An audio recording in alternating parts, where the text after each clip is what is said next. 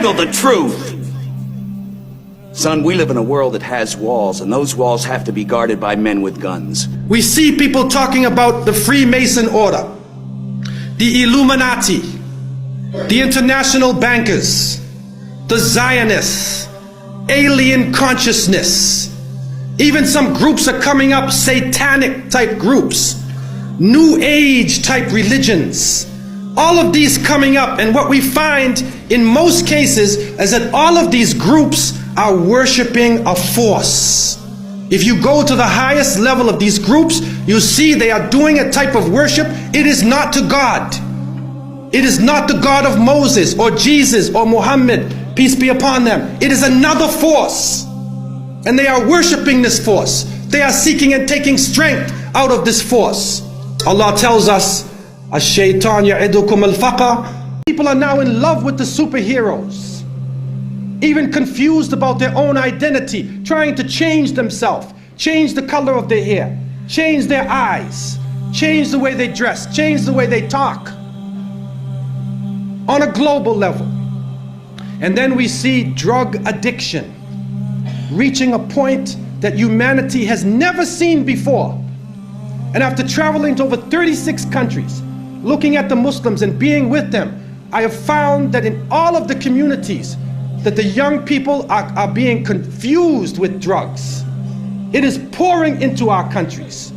No matter what form it takes, cocaine, LSD, psychedelic, depressants, put you up, put you down, confuse you, but create a false world and give you a false dependence.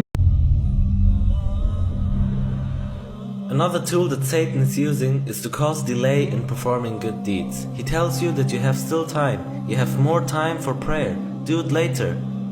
He brings indolence in you until the prayer time is gone. I've heard of so many youths, they said, I have enough time for prayers, it's time for enjoying the life. When I become old, then it's time to pray or repent. Oh really? What if your death time arrives in younger ages?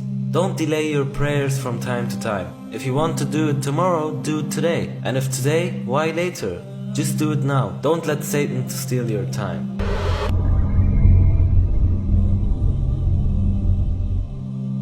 Shaitan loves to see what are the wishes and the weaknesses of the people, and he gives them promises. He shows them the green lights which lead them astray. Allah subhanahu wa ta'ala says,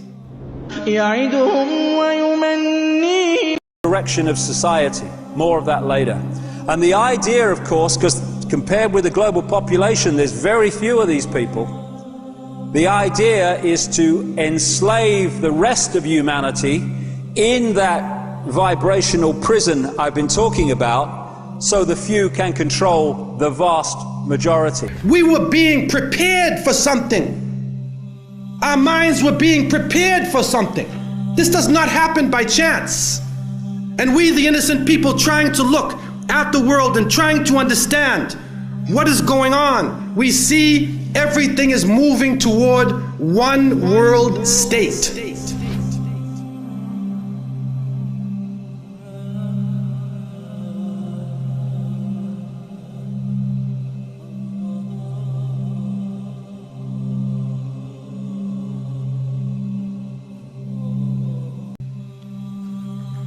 Is he real? Or is it a figment of your imagination? Or is it just something in philosophy? According to the Quran, he's very real. Substance is real, you just don't see it.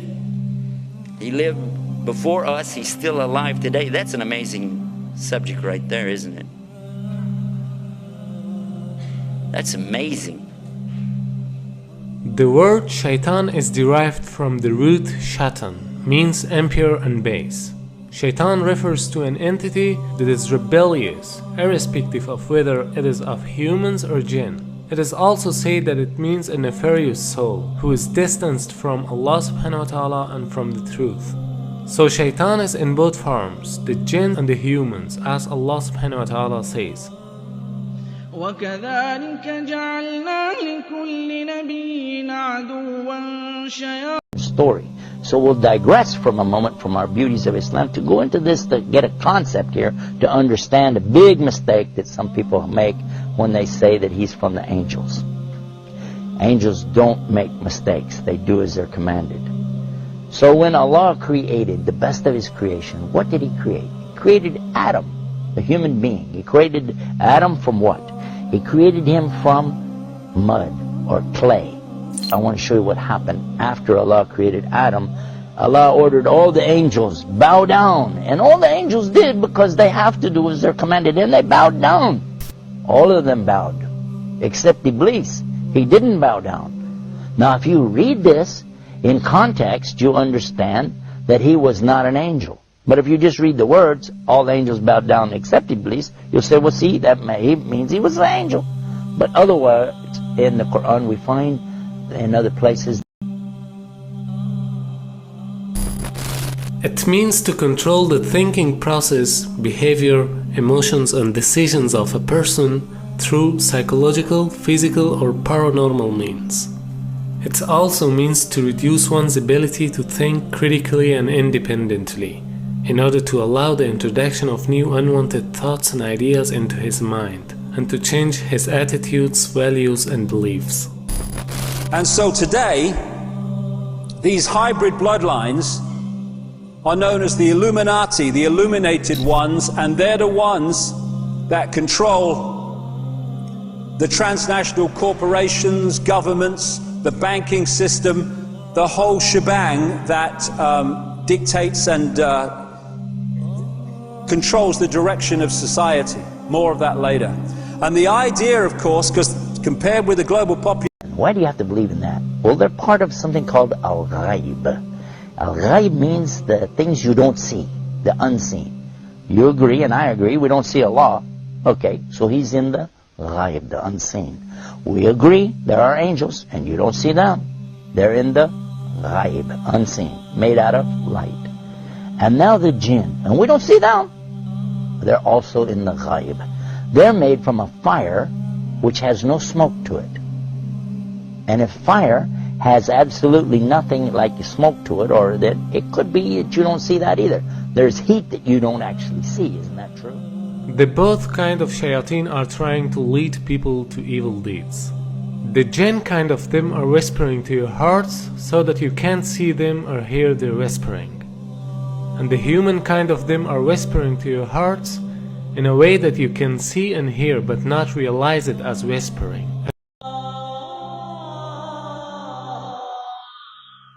It is not easy for Shaitan to deceive people until he uses some tools and tricks, which are very difficult to be realized as tools of Shaitan. That's why he easily deceives mankind.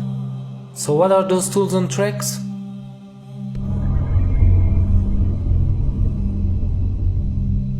This is the most useful way through which Shaitan deceives the people. Shaitan is constantly trying to show the wrong as truth, putting beautiful names on haram things. He makes haram so beautiful in your eyes until he incites you to commit that haram action. As he himself says, قال رب بما أغويتني لأزينن لهم في الأرض ولأغوينهم أجمعين. Iblis used the same tool to deceive Adam alayhi salam, eating from a tree that was forbidden to them. Believe, Neo. Like everyone else, you were born into bondage, born into a prison that you cannot smell or taste or touch.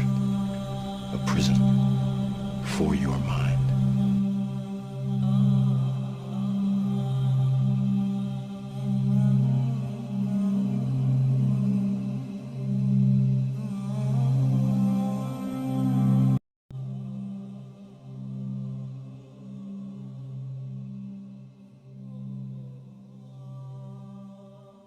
On December 6th, President Trump's words shook the world. He recognized Jerusalem as the capital of Israel. The Temple Mount is the site of the first and second Jewish temples. But for hundreds of years, it's been occupied by Muslim shrines. The Al-Aqsa Mosque and the Golden Dome of the Rock now sit on the site. But some Jewish people want to build a third Jewish temple. The great temple being built in Israel. Do you believe that at all? I didn't ask you ahead of time, so maybe. Well, yeah, I mean, certainly, and there's a push for that. And did you notice that one of the very first things when Trump was elected, the rabbis in Israel calling on him and Putin to use their international clout to do what? To rebuild the temple. Don't think this can't happen. I think impetus is on our side right now. I think we're moving towards a moment. And the rabbis over there, some of what the mystical rabbis are saying is very, very curious right now. Trump upset victory divinely sent to begin messianic process, say Israeli rabbis. Oddly enough, Trump goes to Israel in 2012, decides not to run for U.S. president, meets with heads of states, comes out of that, you can watch the YouTube on television, and he starts talking to the Jewish people, telling them to vote for Benjamin Netanyahu and the Likud party, which they did, right?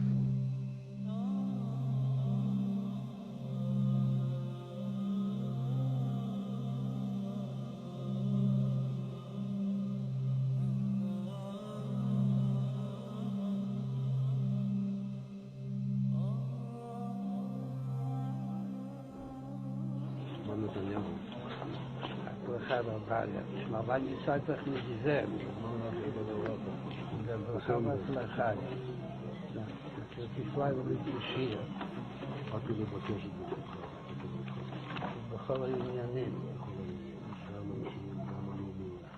בזמן שישראל מלאכה, אבל נתפסו כמה עניינים.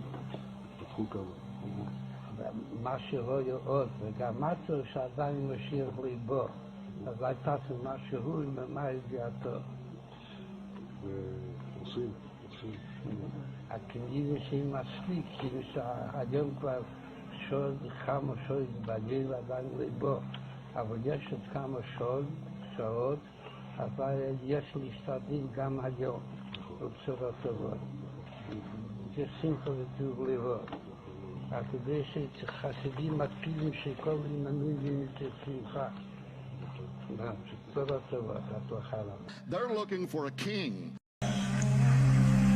Now devalued dollar bill.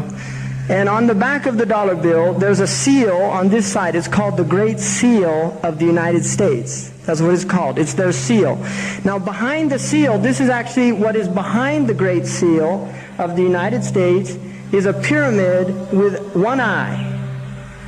Now the one eye is the sun god Re, which is where we get the word rays, sun rays. It is the sun god, same Mithraic character, and he shows up again and again. This is the Masonic god of the Re. 13 5-pointed stars, and when you draw lines between them, you'll draw a 6-pointed star. If the hexagonal star is lifted out and placed over the image of the pyramid, its points indicate specific letters in the Latin inscription surrounding it, which are thought to be an anagram. You don't see a human being walking by that deserves respect. You check everybody out and everything out. You're constantly gawking and staring. You have a hard time putting your eyes down. When you're on the subway, when you're on campus, when you're at work, you're walking down the street, you know, you just can't help it. You see a billboard, you take a second look, you see a third look. You don't miss any opportunity to just to violate your soul with your eyes. You're addicted completely. And then you say, brother, how do I get khushu' and salat? What world are you living in? What world are you living in? Ayyuhal ikhwa, my brothers. Specifically my brothers. And I know some sisters have this issue too. It's a sad reality. This is a war. This is a war. This is more dangerous than any military war. This is the war that's destroying our souls. It's making its way into our homes. It's making its way, you know, if I want to protect my children from this stuff as much as possible. But when my child goes to school, and it doesn't matter if it's Islamic school, there's a very high statistical likelihood that someone, a friend, with their iPod, with their mobile device, will say, hey, look at this. It's a very realistic, you know, a thing nowadays. It's not far-fetched. And so I have to prepare my children for the filthy world that they're going to be brought up in. And there's no escape from this stuff anymore. There isn't. It's everywhere. It is everywhere. You have Islamic lectures followed up by, you know, those YouTube puts those follow-up clips, and something will be filthy. Something will have to be filthy. And I don't think that's by accident. I'm not much of a conspiracy theorist, but I don't think that stuff is an accident. And what happens to you guys is you watch a video, you see something filthy, you click it, you click something else, and you end up watching disgusting things.